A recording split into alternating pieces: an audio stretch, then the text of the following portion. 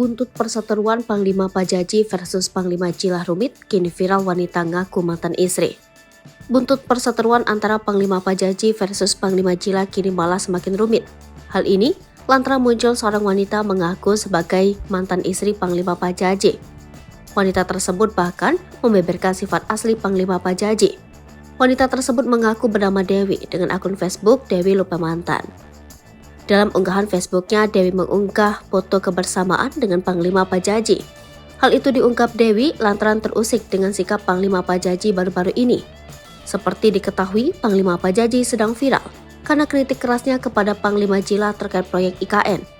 Ia begitu getol menentang proyek pembangunan IKN yang notabene didukung Panglima Cilah. Dewi melalui unggahan Facebooknya menegaskan bahwa ia benar-benar pernah menjadi istri Panglima Pajaji. "Saya tidak berberita hoax, ini bukti-bukti waktu bersama Panglima Pajaji," tulis akun Facebook Dewi. "Semoga Panglima Pajaji bisa melihat postingan saya ini," imbuhnya. Dewi juga menyematkan foto kebersamaannya dengan Panglima Pajaji. Ia meminta Panglima Pajaji berhenti koar-koar menjelek-jelekan Panglima Cilah.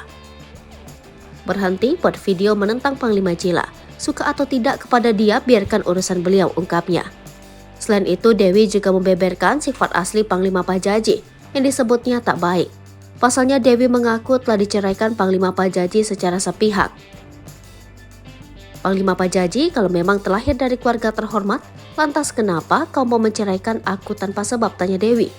"Jika memang kau Panglima Pajaji, kenapa tidak kau ceraikan aku di depan kedua orang tuaku dengan cara baik-baik?" ungkapnya.